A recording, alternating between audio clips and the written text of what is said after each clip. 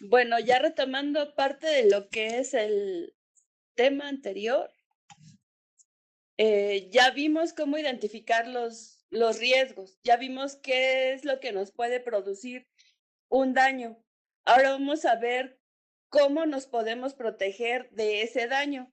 En primera instancia, es importante que sepamos que todas las fuentes radioactivas tienen que seguir un proceso para que se les permita a las instalaciones tenerlas.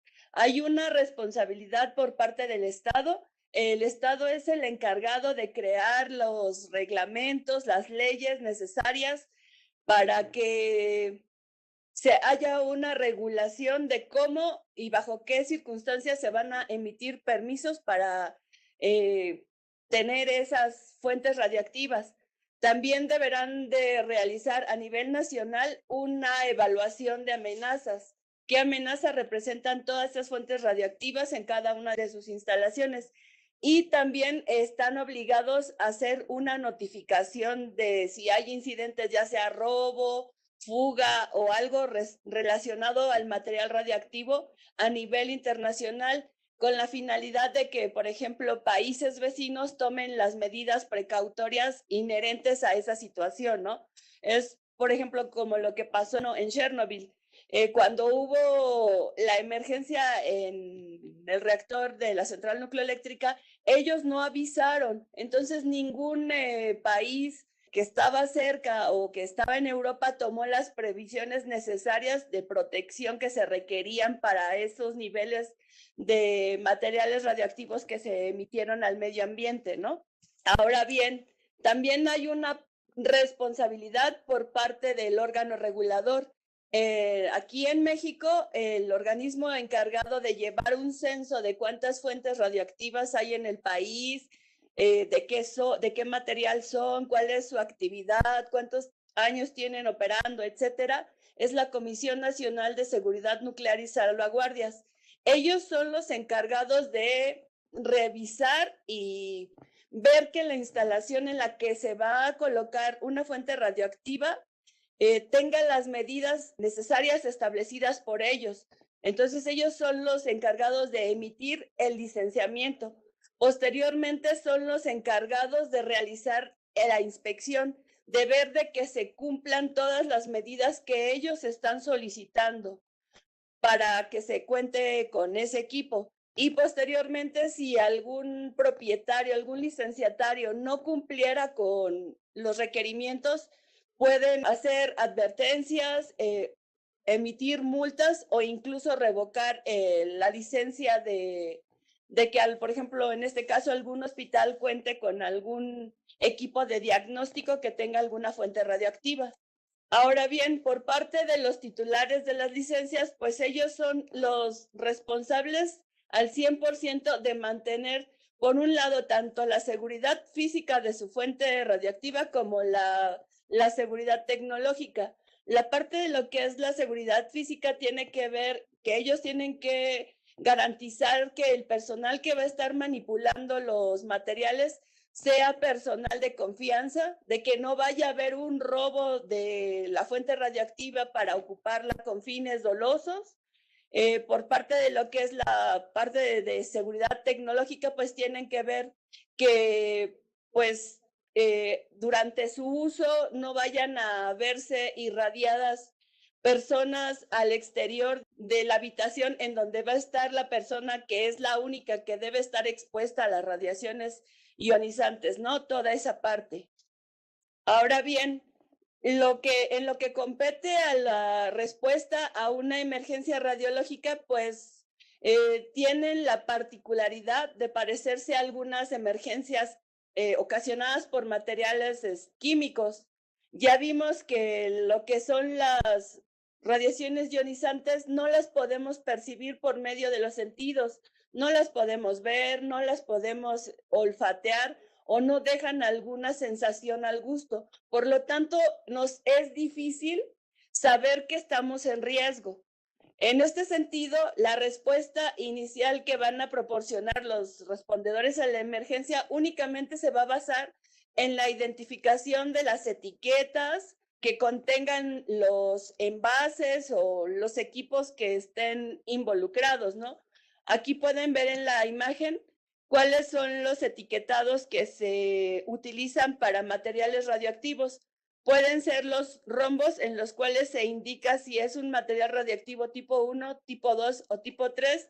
El tipo 1 es el material radioactivo más peligroso, que son materiales que tienen una alta actividad, hacia el 3, que son los menos peligrosos, pero son peligrosos, pero es como una forma de asignarles una medida, ¿no? O puede ser el rombo en fuchsia con fondo amarillo o el rombo rojo, del cual está el trébol emitiendo emisiones, radiaciones, y está la persona corriendo, ¿no? Esos símbolos a nosotros nos van a servir para identificar si el material es radioactivo o no. Otra forma de saber, tal vez una etapa un poco tardía, por los síntomas que una persona presente. Cuando una persona se expone a radiaciones ionizantes, puede tener mareos, náuseas, escozor en la piel, pérdida de cabello, pero ya como la parte en que no desearíamos, ¿no? Ya detectar efectos en las personas. Ya vimos que atender una emergencia radiológica no es fácil, entonces, por tanto, es deseable que las personas que son respondedores a emergencias planeen o establezcan con antelación lo que sería su plan de emergencia, cómo van a responder, porque para una emergencia se necesitan procedimientos específicos, contar o garantizar qué medios de comunicación van a emplear para estar atendiendo la emergencia, qué equipos y qué materiales van a ocupar, y se requiere que el personal esté capacitado. No es fácil atender una emergencia radiológica. Es como lo que estamos viviendo ahorita en parte de COVID. Se requiere que el personal tenga una capacitación. Se pueden requerir incluso instalaciones para hacer lo que les comentaba en un inicio, lo que es el proceso de descontaminación de personas, monitoreo. Todo eso requiere que el personal tenga ciertas habilidades y cierto conocimiento para hacerlo de la forma adecuada y evitar que la contaminación se disperse en caso de que sea generada la emergencia radiológica por algún material que se disperse. Ahora bien, en una instalación hospitalaria se debería de recurrir al encargado de la seguridad radiológica y de la seguridad física para que él sea el que oriente al personal de emergencia a cuál es el equipo o sustancia que está generando la emergencia, para que los oriente cómo deben de actuar. En caso de que no haya esta figura, se puede recurrir al organismo regulador. Ellos, pues como les comentaba hace un momento, tienen un control de todas las fuentes radiactivas que existen en el país, y por ende tienen o saben qué equipo es, de qué material es esa fuente radioactiva, cuál es su actividad en ese momento. Entonces serían, aparte de que ellos cuentan con equipo especializado para la medición de la radioactividad que pudiera estar presente, ¿no? Entonces sería como lo deseable contar con la asistencia técnica de ellos para esa parte de la identificación y de empezar a establecer cuál va a ser el mecanismo de respuesta. Durante una emergencia radiológica, los principales objetivos son la de proteger al público en general, proteger al mismo personal de respuesta y la de proteger al medio ambiente. Por todo esto, las directrices que debe de tomar el personal es: si yo no he descartado que sea una emergencia con material radiológico dispersable, debo evitar tocar todas aquellas superficies que pudieran tener contaminación radiactiva.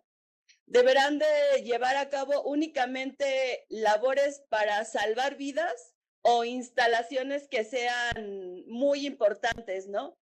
También deberán de que en caso que haya incendio o humo, portar equipo de respiración para evitar que ingresen al organismo el material radiactivo a través del aparato respiratorio. Se recomienda durante una emergencia radiológica evitar comer, fumar, beber por obvias razones para impedir que entre a mi organismo material radiactivo, y cuando termine la participación del personal de respuesta, retirarse la ropa y ducharse con la finalidad de que todo el material se desprenda de la piel, ¿no? Para la protección de la salud humana hay que evaluar y controlar los riesgos que representan las radiaciones ionizantes. Para esto se guía en el principio ALARA, por sus siglas en inglés, y que es mantener los valores de exposición a la radiación tan bajos como razonablemente sea posible. Estos factores de protección son 3. Uno de ellos se refiere al tiempo. Lo que yo voy a buscar como respondedor es estar el menos tiempo posible ante una fuente radioactiva. A menor tiempo de exposición, menor dosis voy a absorber. El otro factor es la distancia.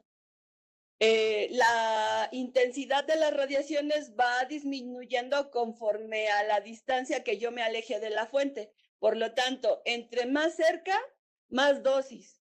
Entre más alejado, menos dosis se absorbe.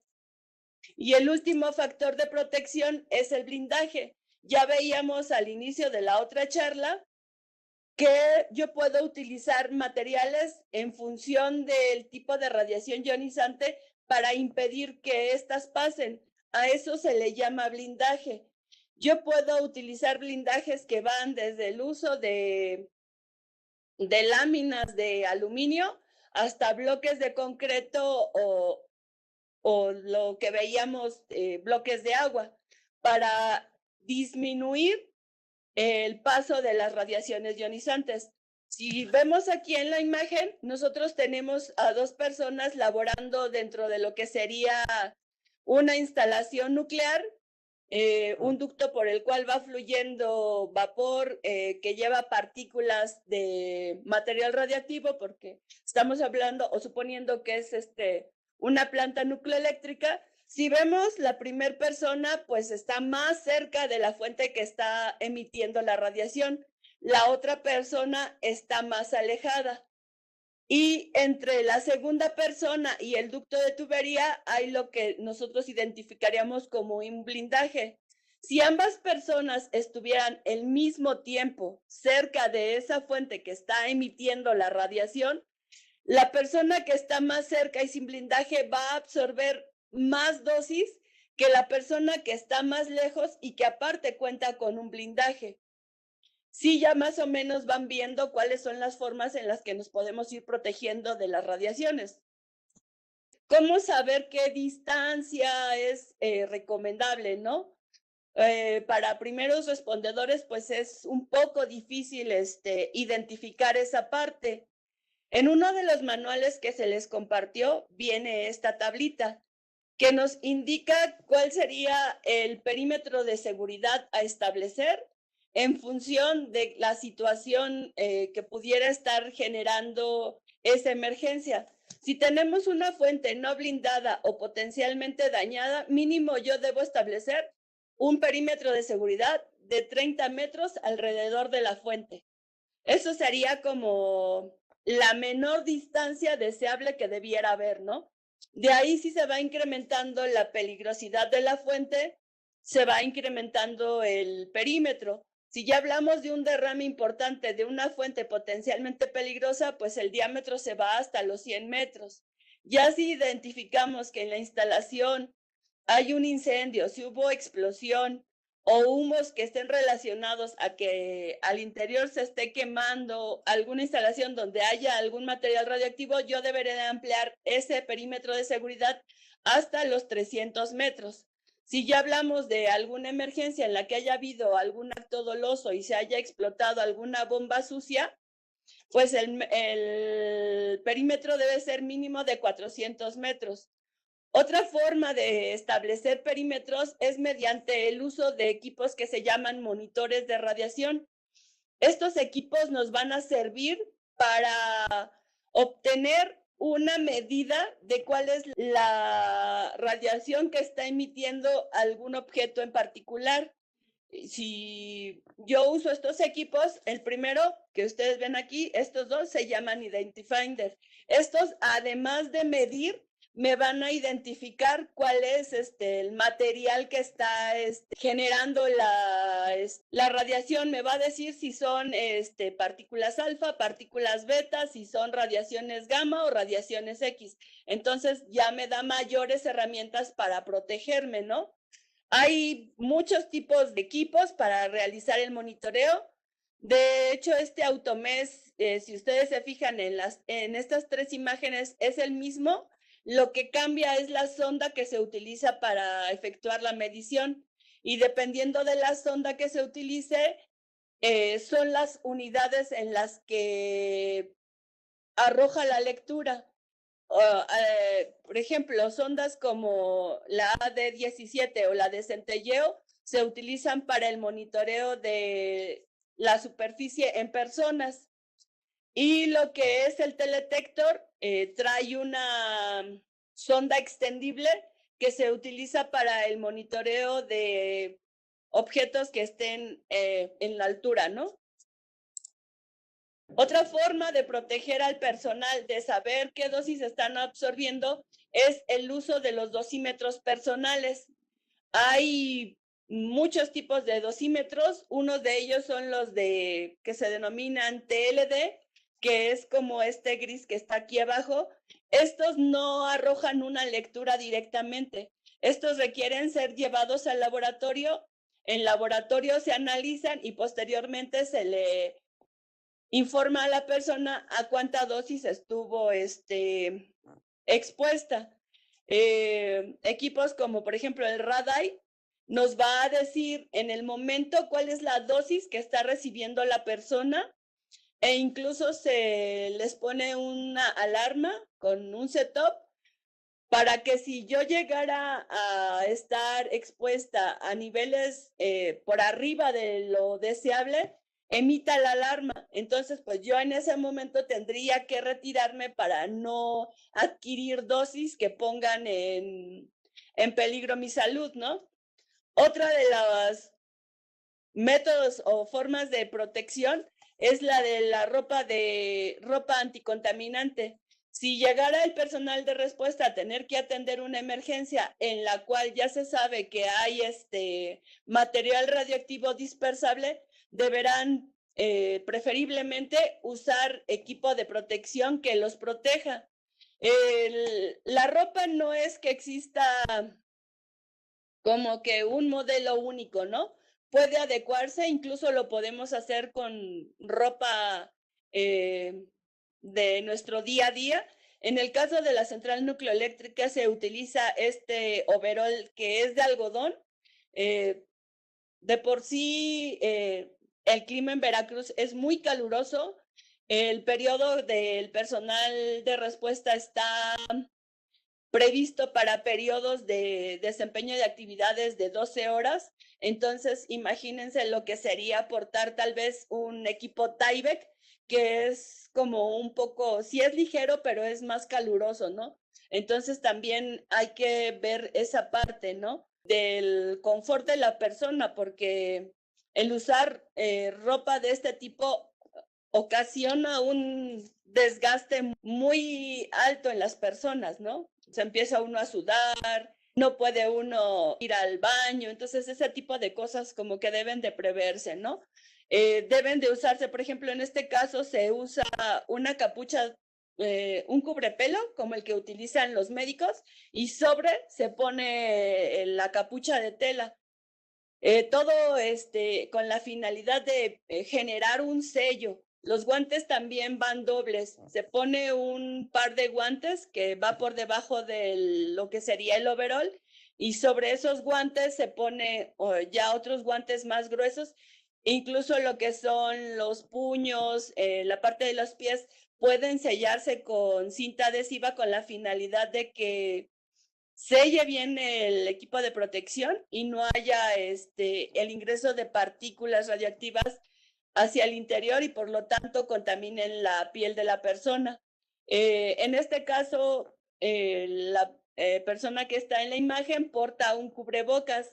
En función de las actividades a desempeñar, puede requerirse el uso de mascarillas RPA para protección de las vías respiratorias. Igual si hay condiciones de lluvia, pues puede reemplazarse el overol de tela por overol de plástico, ¿no? Son cosas que se tienen que ir evaluando y ver en un momento si yo o me conviene sustituir alguno de los componentes que voy a usar por algún otro que me ofrezca mayor protección.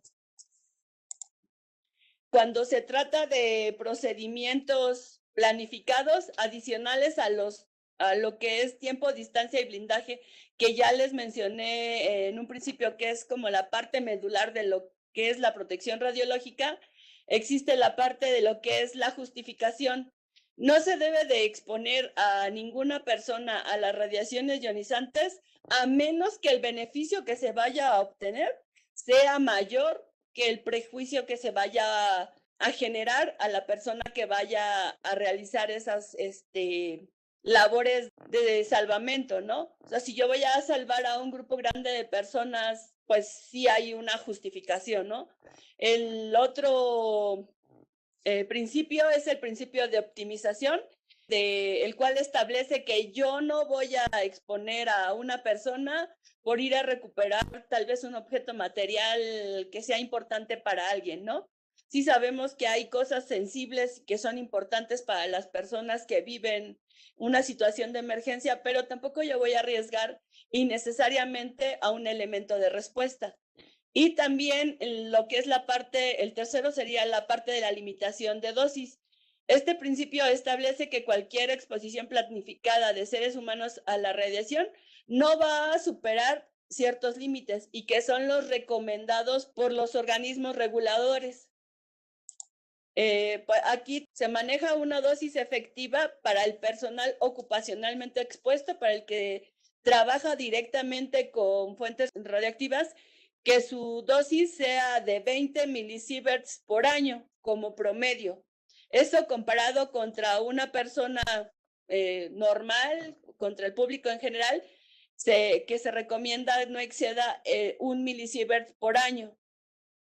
Y aquí está lo que les marcaba yo de la dosis equivalente al cristalino, que es como el órgano más sensible, ¿no? Y aquí está esta imagen, nos indica cuál sería la diferencia o la proporción de exponerse a ciertas actividades. En algunas gráficas incluso dicen que estar junto a una persona nos está generando o nos está exponiendo a radiaciones ionizantes, porque nosotros tenemos en nuestro organismo materiales radioactivos en bajas cantidades, pero los tenemos. Tenemos yodo radioactivo, por ejemplo, el comer plátano, el comer jitomate, el comer nueces de la India también nos expone a la radioactividad, porque este tipo de alimentos contienen bajas dosis de materiales radioactivos, ¿no?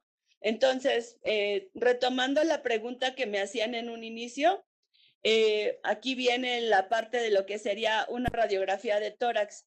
Ahorita saqué unos datos y, por ejemplo, una radiografía de lo que sería radiografía de brazo sería un microsievert, una radiografía dental serían 5 microsieverts, una radiografía de tórax sería de 20 microsieverts, ya una mamografía sí ya requiere de 400 microsieverts, pero si aún así ustedes comparan que un microsievert es la millonésima parte de lo que es un milisievert, de lo que es esta medida aquí, pues ahí entraría lo que es la parte del principio de justificación. La dosis a la que yo me voy a exponer por hacerme un estudio de diagnóstico me va a dar mayor beneficio que el daño que pudiera generarme el estar expuesta, por ejemplo, a la dosis por hacerme una mamografía, ¿no? Si yo detecto un cáncer de seno en etapa temprana, me va a dar mayor beneficio que el daño de haberme expuesto a la radiación de ese estudio, ¿no?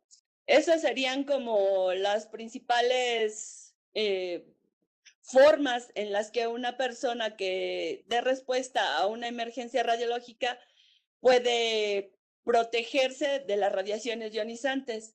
No sé si alguien tenga alguna duda o comentario.